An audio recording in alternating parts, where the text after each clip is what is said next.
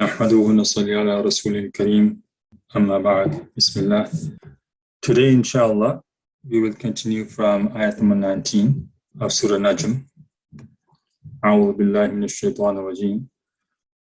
أفرأيتم اللات والعزى ومناة الثالثة الأخرى.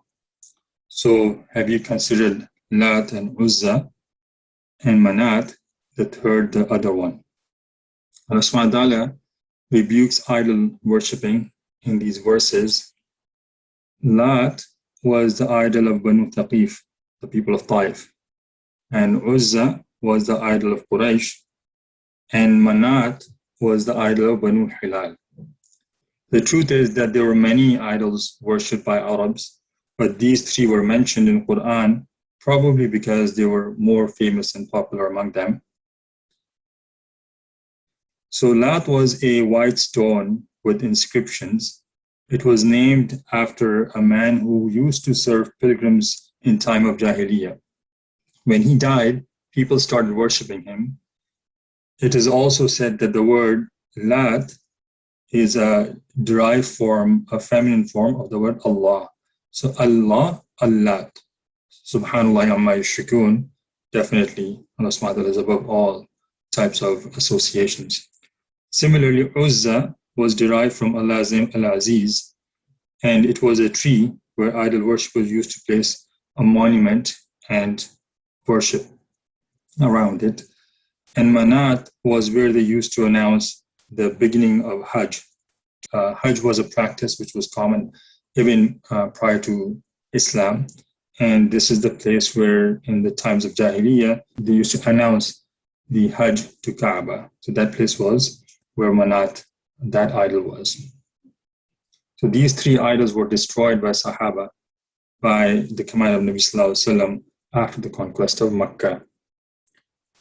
أَلَكُمُ الذَّكَرُ وَلَهُ الْأُنْثَى تِلْكَ إِذًا قِسْمَةٌ ضِيزَى. Is the male for you and for him is the female. That then is an unjust division. So the word qisma means division, and liza is to act or behave unjustly. Allah subhanahu wa ta'ala highlights the irony of idol worshippers that they were unjust even to their Lord.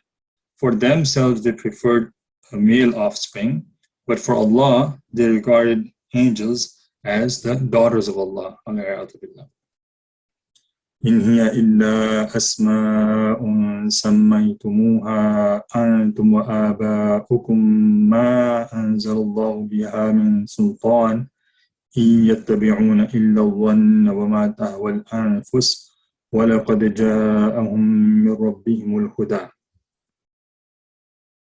They are not but mere names you have named them, you and your forefathers, for which Allah has sent down no authority. They follow not except assumption and what their souls desire, and there has already come to them from their Lord guidance. So the word al-zan has many meanings, but here it's referring to baseless thoughts. People of Makkah had created baseless concepts around their idols. They took the word of their forefathers as well as through their own desire to become leaders about these idols. And although there was no divine proof in this matter, they started to worship these idols around them. On the contrary, Allah subhanahu wa ta'ala had sent down Quran, which clearly depict the truth, yet they rejected the truth and continued in their practice. أَمْ لِلْإِنسَانِ مَا تَمَنَّى. Or is there for man whatever he wishes? So the word tamanna comes from tamanniyan, meaning wish. Allah subhanahu wa ta'ala says that not everyone who claims to be guided is truly guided, and not everyone gets what he wishes for himself.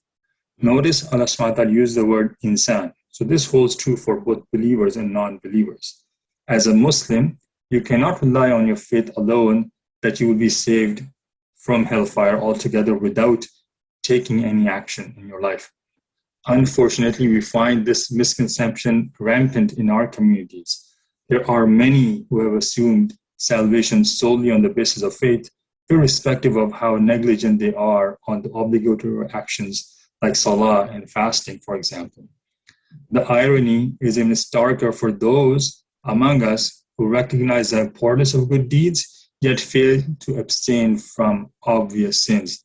So you will find such people regular in prayers and other acts of worship, yet they will go to music concerts, indulge in dance celebrations during weddings, not be careful about riba or interest-based transactions, not be truthful in selling goods and establishing contracts, not protect their gaze or be observant of boundaries in interaction with the opposite gender.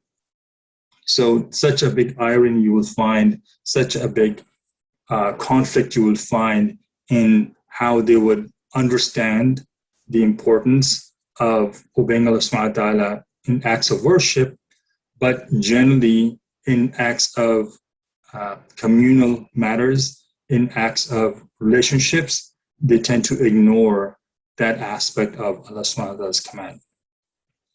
As it comes in Surah Nisa, ayat number 123, لَيْسَ بِأَمَانِيِّكُمْ وَلَا أَمَانِيَّ أَهْلِ الْكِتَابِ مَنْ يَعْمَلْ سُوءًا يُجْزَ بِهِ وَلَا يَجِدْ لَهُ مِنْ دُونِ اللَّهِ وَلِيًّا وَلَا نَصِيرًا. It will not be in accordance with your desires, talking to Muslims, nor those of the people of the scripture. Whoever does a wrong will be recompensed for it, and he will not find beside Allah a protector or a helper. So Allah subhanahu wa ta'ala is clear in his message that mere desires are not enough to save yourself from disgrace and punishment in the hereafter. The pride of just being Muslim is not enough, is not sufficient to enter paradise unless it is supplemented with good deeds, and even more importantly, with avoidance of sins. Narrated by Abu Ya'la in Ibn Majah, Nabi Sallallahu Alaihi Wasallam said, Al-Kayyisu man dana nafsahu wa amila lima ba'd al-mawti wal-ajizu man atba'a nafsahu hawaha thumma tamanna ala Allah. The wise man is the one who takes account of himself and strives for that which is after death. And the helpless man is the one who follows his own whims, then indulges in wishful thinking about Allah. May Allah subhanahu wa ta'ala give us the wisdom pointed out by Nabi Sallallahu Alaihi Wasallam in this narration to take our account ahead of death and not get carried away by false hopes, empty wishes, and superficial claims of submission to Allah's command. Ameen. فَلِلَّهِ الْآخِرَةُ وَالْأُولَى. Rather, to Allah belongs the hereafter and the first life. وَكَمْ مِنْ مَلَكٍ فِي السَّمَاوَاتِ لَا تُغْنِي شَفَاعَتُهُمْ شَيْئًا إِلَّا مِنْ بَعْدِ أَنْ يَأْذَنَ اللَّهُ لِمَنْ يَشَاءُ وَيَرْضَى. And how many angels there are in the heavens whose intercession will not avail at all, except only after Allah has permitted it to whom He wills and approves. So imagine this, if intercession is not accepted, even from angels who are always busy in Allah subhanahu wa ta'ala's worship, then how can anyone rely on intercession from idols or other false leaders of this world claiming to be saviors for humankind? Allah subhanahu wa ta'ala clarifies the concept of intercession in many other verses of Quran. As it comes in Surah Al-Baqarah, ayat number 255, مَنْ ذَا الَّذِي يَشْفَعُ عِنْدَهُ إِلَّا بِإِذْنِهِ. Who is it that can intercede with him except by his permission? Or also, it comes in Surah Saba, ayat 23, وَلَا تَنْفَعُ الشَّفَاعَةُ عِنْدَهُ إِلَّا لِمَنْ أَذِنَ لَهُ. And intercession does not benefit with him except for one whom he permits. So let's quickly review ayats 19 to 26. Disbelievers falsely associated angels as Allah's daughters, even though they preferred sons as progeny, and wishful thinking does not lead to the desired outcome of salvation. You have to make sure that all your actions follow your belief. إِنَّ الَّذِينَ لَا يُؤْمِنُونَ بِالْآخِرَةِ لَيُسَمُّونَ الْمَلَائِكَةَ تَسْمِيَةَ الْأُنثَى. Indeed, those who do not believe in the hereafter name the angels female names. So people of Makkah used to call angels with female names. Allah subhanahu wa ta'ala associates this behavior to those who do not believe in the hereafter. As it comes in Surah Zukhruf, ayat 19, وَجَعَلُوا الْمَلَائِكَةَ الَّذِينَ هُمْ عِبَادُ الرَّحْمَنِ إِنَاثًا أَشَهِدُوا خَلْقَهُم. And they have made the angels who are servants of the most merciful females. Did they witness their creation? So Safwatul asked this question, that you're so certain about the gender of angels and consider them females. Do you say this because you witnessed the creation of angels? Of course, this was their false understanding and an unfounded assumption that they had made up on their own without any proof. وَمَا لَهُم بِهِ مِنْ عِلْمٍ إِنْ يَتَّبِعُونَ إِلَّا الظَّنَّ وَإِنَّ الظَّنَّ لَا يُغْنِي مِنَ الْحَقِّ شَيْئًا. And they have thereof no knowledge. They follow not except assumption, and indeed assumption avails not against the truth at all. So al-haq means truth, and in this context it could be considered ilm, firm knowledge. So assumption cannot take place of truth or knowledge. لا يقوم الظن مقام العلم. So just an assumption can never be of the same value as certain knowledge, confirmed knowledge. فأعرض عمن تولى عن ذكرنا ولم يرد إلا الحياة الدنيا ذلك مبلغهم من العلم إن ربك هو أعلم بمن ضل عن سبيله وهو أعلم بمن اهتدى. So turn away from whoever turns his back on our message and desires not accept the worldly life. That is their sum of knowledge. Indeed, your Lord is most knowing of who strays from his way, and he is the most knowing of who is guided. Here, the condition of those disbelievers is described who deny hereafter and day of judgment. Allah subhanahu wa ta'ala commands Nabi sallallahu alaihi wasallam to withdraw from people of misguidance and turn away from them. What is also mentioned here is another trait of such disbelievers, that their focus remains solely on the worldly life. This should be a point of deep concern for us as well. We find our own lives and lives of many beloved ones around us are very focused on worldly matters. We are fixated on worldly gain. Our day and night are spent in improving our quality of life, and unfortunately, in many cases, our day and night are spent in unnecessary activities, which Quran calls lahv. These are acts that do not benefit us at all. They are a waste of our time and resources. We see a temporary and short-lived advantage in these acts, usually at the cost of Allah's displeasure. Here are a few examples to check yourself. Did you compromise on a command of Allah subhanahu wa ta'ala to avoid someone's displeasure or to gain someone's approval? Did you indulge in a fun activity even though it was contaminated with Islamically undesirable circumstances? Did you fail to dedicate any moment today to make a focused dua, seeking forgiveness to Allah subhanahu wa ta'ala and asking for paradise? If we said yes to any of the above, it should be a point of serious concern for us. Allah subhanahu wa ta'ala, who sent Nabi sallallahu alaihi wasallam as rahmatul lil alameen, is even commanding him to turn away from those who only seek this world and have no concern for hereafter. Let us not become such people. Allahumma la taj'alna ma'ahum. Allah, do not make us among them. And we should make this dua. Allahumma la taj'al ad-dunya akbara hammina wa la mablagha ilmina. O Allah, do not make this world our greatest concern, nor the limit of our knowledge. Ameen. وَلِلَّهِ مَا فِي السَّمَاوَاتِ وَمَا فِي الْأَرْضِ لِيَجْزِيَ الَّذِينَ أَسَاءُوا بِمَا عَمِلُوا وَيَجْزِيَ الَّذِينَ أَحْسَنُوا بِالْحُسْنَى. And to Allah belongs whatever is in the heavens and whatever is in the earth, that He may recompense those who do evil with the penalty of what they have done, and recompense those who do good with the best reward. الَّذِينَ يَجْتَنِبُونَ كَبَائِرَ الْإِثْمِ وَالْفَوَاحِشَ إِلَّا اللَّمَمَ إن ربك واسع المغفرة هو أعلم بكم إذ أنشأكم من الأرض وإذ أنتم أجنة في بطون أمهاتكم فلا تزكوا أنفسكم هو أعلم بمن اتقى.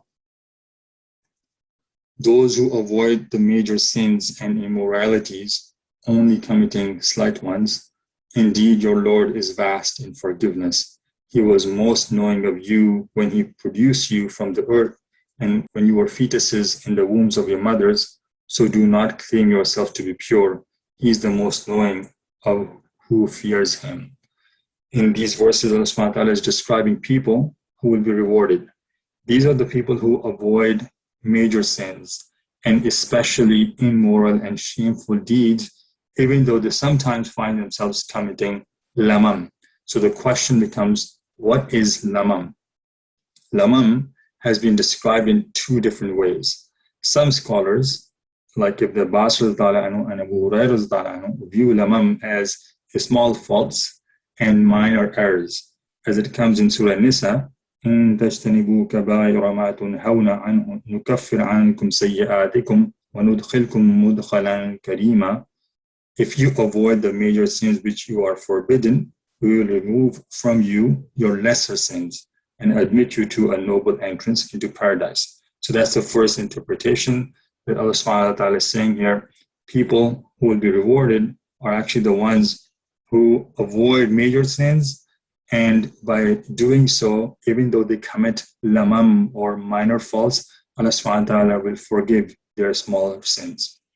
The second interpretation of lamam is that it means a sin that a person commits incidentally, meaning by mistake, but then he repents and makes his best effort not to repeat it.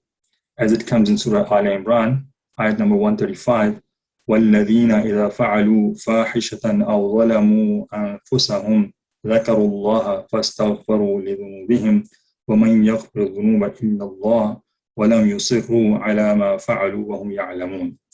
And those who, when they commit an immorality or wrong themselves by transgression, remember Allah and seek forgiveness for their sins.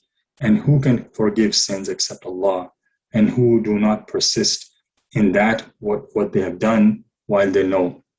So this is the second interpretation, that lamam means a person who is generally pious, avoids sins, but then he commits, just by being human, he would commit a sin by mistake. However, as soon as he realizes that he has committed a mistake, he repents to Allah subhanahu wa ta'ala and does his best not to repeat that mistake again. So that's the second interpretation of lamam. We should understand at this point that majority of the scholars concur that if a person persists in a minor sin and continues to do it, it becomes his habit, such that it becomes his habit, then it no longer remains a minor sin. It has now turned into a major sin. We should not be thinking lightly about even minor sins. We should not be thinking this explanation in the wrong way, that it's okay to commit minor sins. That's not the interpretation given here. It is about someone making a mistake and then asking for forgiveness and making a firm intention not to repeat it. Those are the ones who are covered under here. Wallahu a'lam. The second part of the verse is وَأَعْلَمُ بِكُمْ إِذْ أَنْشَأَكُمْ مِنَ الْأَرْضِ وَإِذْ أَنْتُمْ أَجِنَّةٌ فِي بُطُونِ أُمَّهَاتِكُمْ. Ajinnatun is the plural of jineen, and that means embryo or fetus. Allah subhanahu wa ta'ala is declaring this verse that He subhanahu wa ta'ala is more aware of us than our own selves. We don't have recollection of the time when we were going through various stages in our mother's womb. And we don't have a recollection of our memories until we develop our senses in this world. But Allah subhanahu wa ta'ala knows all those events and all those details. He's our creator and fully aware of intricate embryonic events culminating in our birth, and of course even events of our lifetime beyond our capacity to comprehend and recall such events. Allah subhanahu wa ta'ala reminds us of Him being the true source of righteous deeds, and all credit goes back to Him for being the one who created us. There should be no pride in the doer of a good deed in associating his achievements to self. Rather, he should remain cognizant of the source who initiated everything, that is Allah subhanahu wa ta'ala. And as it comes in the later part of this verse, فَلَا تُزَكُّوا أَنفُسَكُمْ وَأَعْلَمُ بِمَنِ اتَّقَى. So do not go about declaring your piety and self-proclaiming your righteousness. Taqwa is internal to one's heart, And the merit of a person is based on his inner moral excellence and uprightness.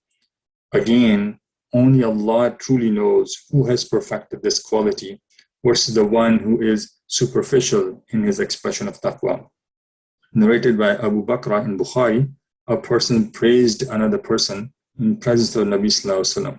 So Nabi Sallallahu Alaihi Wasallam said, وَيْلَكْ قَطَعْتَ عُنُقَ صَاحِبِكَ قَطَعْتَ عُنُقَ صَاحِبِكَ مِرَارًا.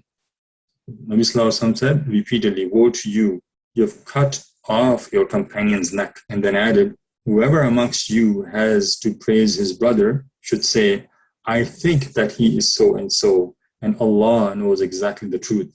And I do not confirm anybody's good conduct before Allah, but I think him so and so, if he really knows what he says about it. So even though we are certain from the outward appearance of people or observing their behavior, we cannot be 100% certain what is in their hearts. And we cannot be 100% sure of their status in the eyes of Allah subhanahu wa ta'ala. So we as humans do not have the ability to certify someone, to say this person is pious and such person is not pious. Only Allah subhanahu wa ta'ala has that knowledge, the true knowledge. Another example in this matter is when Zainab bint Abi Salama anha was named Bara by her parents. And this means righteous or upright. Nabi Sallallahu Alaihi Wasallam recited the last part of this ayah, فَلَا تُزَكُّوا أَنفُسَكُمْ, and suggested to change her name. So it became Zainab afterwards. Let's review these ayahs from 27 to 32. So people of Makkah used to consider angels as daughters of Allah subhanahu wa ta'ala. Billah. Focusing only on worldly knowledge is not the desirable quality for believers. This is actually a trait of disbelievers, that they remain so focused in improving their quality of life in this world that they choose to neglect to learn about the hereafter. So we should avoid this narrow-minded focus on just the physical world in front of us and prepare ourselves for hereafter. Minor sins are forgiven for someone who avoids major sins. We talked about this in the explanation of Lamam, and it is not appropriate to self-proclaim piety and righteousness because only Allah subhanahu wa ta'ala knows the true status of someone. أَفَرَأَيْتَ الَّذِي تَوَلَّى, have you seen the one who turned away? The word tawalla literally means to turn the face away. And here it means someone who turns away from Allah's obedience. وَأَعْطَى قَلِيلًا وَأَكْدَى, and gave a little and then refrained. So the word akda is derived from qudiyatun. And what that means is al-ardu al-ghalizatu aw as-sulbatu la tu'alu fiha al-fa'su. So hard ground which an axe cannot work upon or cannot break it. And imagine the situation where people start digging a well and they come across a hard stone which prevents them from digging further on the ground, so they abandon that whole initiative. So this is the example Allah is giving here about a person who spent a little in the path of Allah and then stopped. So he was inclined towards Allah subhanahu wa ta'ala's obedience first, obeyed him for some time, but later on gave up and became disobedient. أَعِنْدَهُ عِلْمُ الْغَيْبِ فَهُوَ يَرَى, does he have knowledge of the unseen, so he sees? So Allah subhanahu wa ta'ala is challenging this person's attitude. So he started to give in the path of Allah and then became miser. For such a person who stops giving with the fear of becoming poor, this verse is asking this question: well, do you have the knowledge of the unseen, that you're so certain about your future? Do you think that by not giving charity, it guarantees that you are able to maintain your wealth? Or do you feel so certain that if you continue to give in the path of Allah, you will definitely become a needy and a poor person? None of that is in your knowledge. It is only Allah subhanahu wa ta'ala who knows what will happen in future. Quran makes it clear for such a person in Surah Saba, ayat number 39, وَمَا أَنفَقْتُم مِّن شَيْءٍ فَهُوَ يُخْلِفُهُ وَهُوَ خَيْرُ الرَّازِقِينَ. But whatever thing you spend in His cause, He will compensate it, and He is the best of providers. So for such a person who is so confident that he stops giving the path of Allah, that he's so sure he will actually become poor by doing so, Allah subhanahu wa ta'ala is clarifying, look, whatever you give in the path of Allah, Allah subhanahu wa ta'ala will compensate for it. So you will never lose it. You will actually gain much, much more by spending the path of Allah.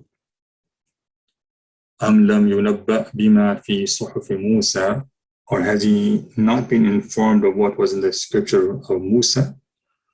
وَإِبْرَاهِيمَ الَّذِي وَفَّى, and of Ibrahim, who fulfilled his obligations. So Ibrahim alayhi is particularly highlighted here as someone who is strong in his adherence and fulfillment of command. The word wafa means to fulfill. And in this context, it means atamma wa akmala ma umira bihi, completed and perfected what he was ordered. That is, Ibrahim alayhi obeyed Allah subhanahu wa ta'ala and delivered his message exactly as he was commanded. أَلَّا تَزِرُ وَازِرَةٌ وِزْرَ أُخْرَى. And what is the message? That there no bearer of burdens will bear the burden of another. So wizr means burden or load. Allah subhanahu wa ta'ala says that every man shall have to carry his own burden of injustice and sin. He will be accountable for his deeds all by himself. He cannot blame anyone else or deflect the punishment to someone else. As it comes in Surah Fatir, ayat number 18, وَأَن تَدْعُ مُثْقَلَةٌ إِلَى حِمْلِهَا لَا يُحْمَلْ مِنْهُ شَيْءٌ وَلَوْ كَانَ ذَا قُرْبَى. And if one heavily laden person calls another to bear his load, nothing of it will be lifted, even though he, the other person, be near of his kin, is his relative. So you cannot deflect or shift your responsibility to someone else. وَأَلَّيْسَ لِلْإِنسَانِ إِلَّا مَا سَعَى, that there is not for man except that good for which he strives. So here, just as no person shall carry sins of another person, a person will only benefit from the good and righteous acts he had performed himself. No one else can absolve him of his responsibilities. As an example, no one can offer obligatory prayer on behalf of someone else. This first may sound contradictory to the concept of Safwatul, which continues to benefit a person beyond his death, as it comes in a narration narrated by Abu Hurairah in Nasai. Nabi Sallallahu Alaihi Wasallam said, إِذَا مَاتَ الْإِنسَانُ إِنْقَطَعَ عَمَلُهُ إِلَّا مِنْ ثَلَاثَةٍ من صدقة جارية وعلم ينتفع به وولد صالح يدعو له. When a man dies, all his good deeds come to an end except three: ongoing charity, beneficial knowledge, and a righteous son or righteous offspring who prays for him. However, when you ponder and analyze, you come to the conclusion that these three things mentioned in the hadith are also a result of one's own deeds. So two of them might be obvious. That is, when you perform an act of welfare, let's just say digging a well or installing water pumps, these are directly, this project will continue to serve people directly. So you expect that the benefit of that, you will be rewarded. Or similarly, a righteous son or righteous child continues to pray for his parents, and hence the parents reap the benefit even after they're passing away from this world. But what about ongoing benefit of the knowledge? It may be less obvious how that is also beneficial beyond the death of an individual. We look at another narration which helps to clarify this matter, narrated by Abu Hurairah in Sunan Abi Dawood. Nabi Sallallahu Alaihi Wasallam said, "Man da'a ila hudan kana lahu min al-ajri mithlu ujuri man tabi'ahu la yanqusu dhalika min ujurihim shay'a."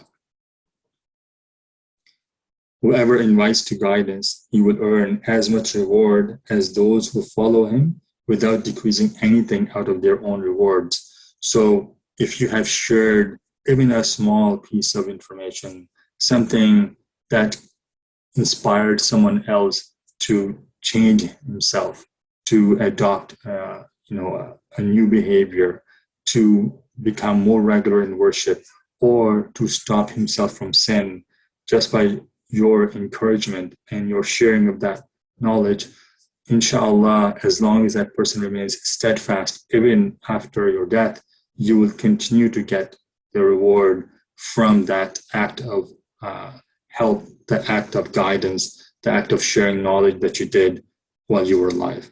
May Allah subhanahu wa ta'ala gives us all these opportunities that we really need beyond our death, that we continue to get benefits from all the opportunities of Safwatul Jariyah, whether it is by spending in his path, whether it is by leaving a righteous offspring, or sharing knowledge that helps change someone's behavior and improve someone's obedience of Allah subhanahu wa ta'ala.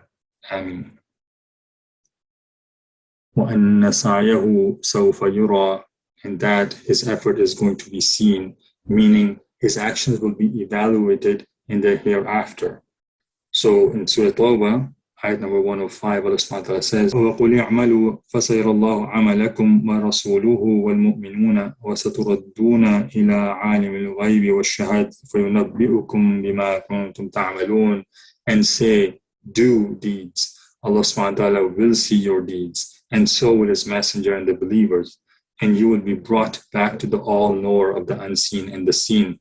Then he will inform you of what you used to do. It is important to understand that mere outward actions of a person are not enough. Allah subhanahu wa ta'ala takes into account the intention and the inner motive and driving force behind actions. So when this person will be shown his deeds, he will see them in their true sense. If he indeed was pure in his intention, then he will be rewarded.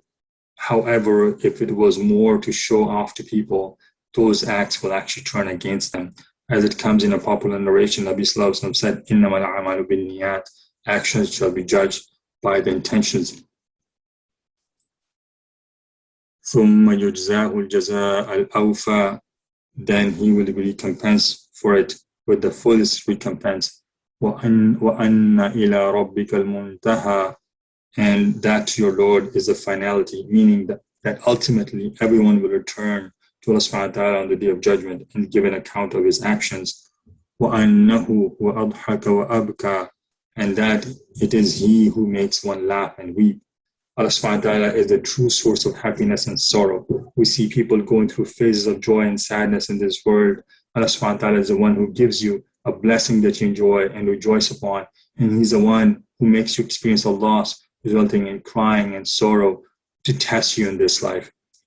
وَأَنَّهُ وَأَمَاتَ وَأَحْيَا, and that it is he who causes death and gives life. وَأَنَّهُ خَلَقَ الزَّوْجَيْنِ الذَّكَرَ وَالْأُنثَى, and that he creates the two mates, the male and female, مِن نُطْفَةٍ إِذَا تُمْنَى, from a sperm drop when it is emitted. وَأَنَّ عَلَيْهِ النَّشَةَ الْأُخْرَى, and that incumbent upon him is the next creation. وَأَنَّهُ هُوَ أَغْنَى وَأَقْنَى, and that it is he who enriches and suffices. So the word ghina means affluence, and aghna means to make someone rich. The other word aqna is derived from qinyatun, which means to preserve something. Allah subhanahu wa ta'ala is the one who gives wealth to people, so he makes them ghani, and he's also the one who allows them to save some of that wealth for future. So both of them are bounties of Allah subhanahu wa ta'ala. You see sometimes people are rich, but they cannot save for a rainy day. Allah subhanahu wa ta'ala is the one that makes sure that it gives you that ability, that blessing, that when hard time comes, you would have some saving that you could use. That also is a blessing of Allah subhanahu wa ta'ala. He's the one who is aqna. وَأَنَّهُ وَرَبُّ الشِّعْرَى. The word shi'ra actually means a bright star. The word shira is actually the name of a bright star. and that was called Mirzimul Jawza or Sirius. Some Arab tribes used to worship this mighty star because they regarded it as a source of good or bad luck. Allah subhanahu wa ta'ala mentions this star in particular to refute their false notion and to affirm that He's the Lord and Master of even this star, let alone everything else. وَأَنَّهُ أَهْلَكَ عَادًا الْأُولَى, and that He destroyed the first people of Ad, وَثَمُودَ فَمَا أَبْقَى, and Thamud, and He did not spare them. Ad were one of the strongest people of the past. They had two generations, Ula and Ukhra. Prophet Hud was sent to the first Ad, and Prophet Salih was sent to the second Ad, which was also called Thamud. Allah subhanahu wa ta'ala mentions that He destroyed both generations of Ad, even though they were more powerful than people of Makkah. وَقَوْمَ نُوحٍ مِّن قَبْلِ إِنَّهُمْ كَانُوا أَظْلَمَ وَأَطْغَى. And the people of Nuh before, indeed, it was they who were even more unjust and oppressing. وَالْمُؤْتَفِكَةَ أَهْوَى, and the overturned towns He hurled down. Towns adjacent to the city where Lut was sent. فَغَشَّاهَا مَا غَشَّا, and covered them by that which He covered. The people of Lut were given multiple punishments. After they were overturned, stones of hard clay were sent down, which covered them. Notice Allah subhanahu wa ta'ala here does not describe what covered them. This is a way to emphasize the enormity and severity of punishment. As we learn in Tafseer Sa'di, Ma ghasha means shay'un azimun la yumkinu wasfuhu, such a huge matter that cannot be described. So such was the severity of punishment that Allah subhanahu wa ta'ala does not even describe here. He just refers to the ma ghasha, whatever covered, which was such a huge punishment for them. Let's quickly review ayahs 33 to 54. So we are asked not to hold back spending the path of Allah subhanahu wa ta'ala out of fear of poverty, and that every soul is responsible for his own actions. We learn about many examples of Allah subhanahu wa ta'ala's power. He's the one who makes people alive and take their souls away. He's the one who makes them laugh or make them cry.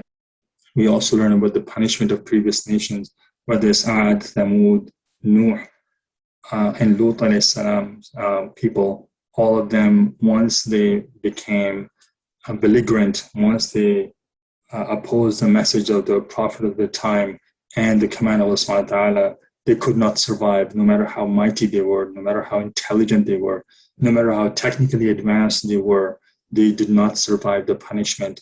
All their tricks, all their capabilities were useless in front of Allah subhanahu wa ta'ala's punishment. And such is the lesson for us, that even with our situation today, we should be focused on following Allah subhanahu wa ta'ala's command and not get carried away by our technological advancement. We have no power. We are insignificant as compared to the power of Allah subhanahu wa ta'ala. فَبِأَيِّ آلَاءِ رَبِّكَ تَتَمَارَى, then which of the favors of your Lord do you doubt? The word tatamara means tatashakkak, to dispute and to oppose. And Ibn Abbas says that this verse is addressed not only to the people of Makkah, but this is to every human being, after seeing clear arguments in preceding verses and the outcome of those nations who denied their prophets like Ibrahim alayhi salam, Musa alayhi salam, Hud alayhi salam, Salih alayhi salam.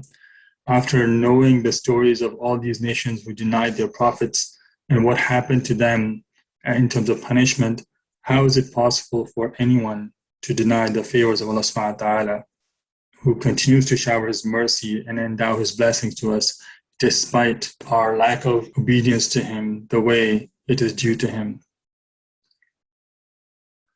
هذا نذير من النذر الأولى. This, meaning the Prophet, is a warner like the former warners.